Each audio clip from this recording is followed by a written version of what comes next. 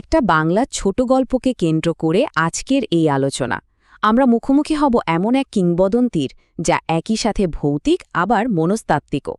চলুন এই গল্পের গভীরে ঢোকা যাক। তো গল্পটা শুরু হচ্ছে একটা বেশ মর্মান্তিক ঘটনা দিয়ে। গ্রামের একজন শিক্ষক, নাম তার মদন মোহন চ্যাটার্জি। গ্রামের সবাই খুব সম্মান করতে থাকে। তাকেই পাওয়া গেল একটা অভিশপ্ত তেঁতুল গাছের নিচে মৃত অবস্থায়। আর এই একটা ঘটনাই জানেন পুরো গ্রামের বিশ্বাস অবিশ্বাসের গোড়া ধরে নাড়িয়ে দিল।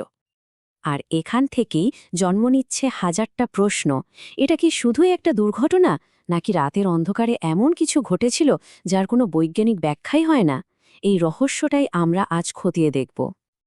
আমাদের এই গল্পের পটভূমি হল মহুলবনি নামের একটা গ্রাম, আর যার মৃত্যুকে ঘিরে এত রহস্য তিনি হলেন সেখানকারই এক প্রবীণ শিক্ষক মদন মোহন চ্যাটার্জি। এই দ্বন্দ্বের শুরুটা কিন্তু খুব সাধারণভাবেই হয়েছিল।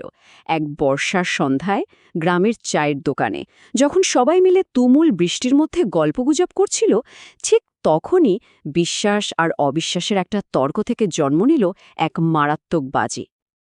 আর এখানে গল্পের মূল সংঘাতটা একদম পরিষ্কার হয়ে যায়। একদিকে মদনমোহন চ্যাটার্জি একদম যুক্তিবাদী মানুষ, যার কাছে ভূত প্রেত এসব হল স্রেফ কুসংস্কার। আর অন্যদিকে রামদাস প্রধান বা বিপিন বারুইয়ের মতো গ্রামবাসীরা, যাদের মনে গভীর বিশ্বাস ছিল যে এমন অনেক কিছুই আছে যা বিজ্ঞান দিয়ে মাপা যায় না।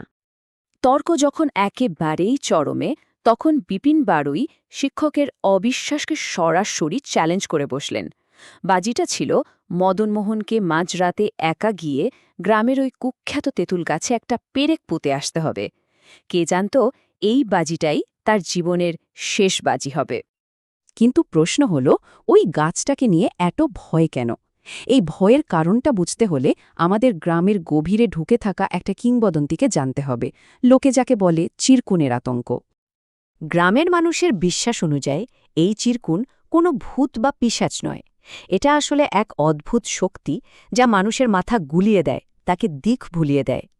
এর পাল্লায় পড়লে মানুষ নাকি একই জায়গায় গোল হয়ে ঘুরতে থাকে, পথ খুঁজে পায় না। এখন এটা কি সত্যি কোনো অতিপ্রাকৃত শক্তি, নাকি জলাভূমির কোনো গ্যাস বা অন্য কোনো প্রাকৃতিক ঘটনা যা মানুষের মনে বিভ্রম তৈরি করে? সে তর্কে আমরা পরে যাব, কিন্তু এর ভয়টা ছিল একেবারে সত্যিকারের। গ্রামের প্রধান রামদাস এই চিরকুনের প্রমাণ হিসেবে বাতুলের গল্পটা শোনান। কিভাবে বাতুল একবার ওই তেঁতুল গাছের কাছে গিয়ে পথ হারিয়েছিল, হাজার হাজার জোনাকি দেখে ভয় পেয়েছিল, আর শেষে তার দাদুর শেখানো এক অদ্ভুত টোটকা কাজে লাগিয়ে কোনো মতে বেঁচে ফিরেছিল। এই গল্পটাই গ্রামের মানুষের মনে ভয়টাকে আরও জাকিয়ে বসিয়েছিল। তাহলে মদন মোহনের মৃত্যুর জন্য আসলে দায়ীটাকে? চিরকুনের মতো কোনো অতিপ্রাকৃত শক্তি, নাকি এটা স্রেফ একটা দুর্ঘটনা? চলুন দুটো থিওরি একবার দেখিয়ে নেওয়া যাক। গ্রামবাসীদের কথা যদি বিশ্বাস করা হয়, তাহলে সেই রাতে যা ঘটেছিল তা ছিল ভয়ঙ্কর। অমাবস্যার নিকষ কালো অন্ধকার, গা ছমছমে নিস্তব্ধতা। হঠাৎ হাজার হাজার মৌমাছির মতো একটা ভনভন শব্দ, আর তারপর এক বিশাল জোনাকির ঝাঁক সোজা তেড়ে আসে মদনমোহনের দিকে। ভয়ে পিছিয়ে যেতে গিয়ে তিনি হোঁচট খেয়ে পড়ে যান, আর লোকে বলে গাছের শিকড়গুলো যেন জীবন্ত হয়ে তাকে আঁকড়ে ধরেছিল। তার শেষ আর্তনাদ ছিল, বাঁচাও বাঁচাও, যা সেই রাতের অন্ধকারে মিলিয়ে যায়। কিন্তু এর উল্টো দিকে আরেকটা ব্যাখ্যাও আছে। স্কুলেরই অঙ্কের শিক্ষক বিমল স্যার, তিনি দিলেন এক একেবারে যুক্তিসঙ্গত ব্যাখ্যা। তার মতে, জানেন, আসল ঘাতক কোনো অতিপ্রাকৃত শক্তি নয়, আসল ঘাতক হল মানুষের মনের ভেতরে পুষে রাখা ভয়। ব্যাপারটা কি ঘটেছিল? আচ্ছা ভাবুন তো, ঘুটঘুটে অন্ধকারে মদনমোহন পেরেক পুঁততে গিয়ে ভুল করে নিজের ধুতির কাপড়টাই গাছের সঙ্গে গেঁথে ফেললেন। তারপর যেই না তিনি পেছন ফিরেছেন, অমনি পেছন থেকে একটা হ্যাঁচকা টান। ওই মুহূর্তে তার মাথায় আর কোনো যুক্তি কাজ করেনি। ছোট থেকে শুনে আসা ভূতের গল্প, ওই চিরকুনের আতঙ্ক, সব মিলেমিশে একাকার হয়ে গেল। তিনি ভাবলেন ভূতে ধরেছে, আর সেই চরম আতঙ্কেই হার্ট অ্যাটাকে তার মৃত্যু হয়। মানে তাকে কোনো ভূতে মারেনি, মেরেছে তার নিজেরই ভয়। গল্পটা হয়তো এই দুটো ব্যাখ্যার মধ্যেই শেষ হয়ে যেতে পারত, কিন্তু তা হলো না, কারণ এর ঠিক ২০ বছর পর এই গল্পের কথক নিজেই এমন এক অভিজ্ঞতার মুখোমুখি হলেন যা মদনমোহনের সেই ভয়ঙ্কর রাতের স্মৃতিকে আবার জীবন্ত করে তুলল।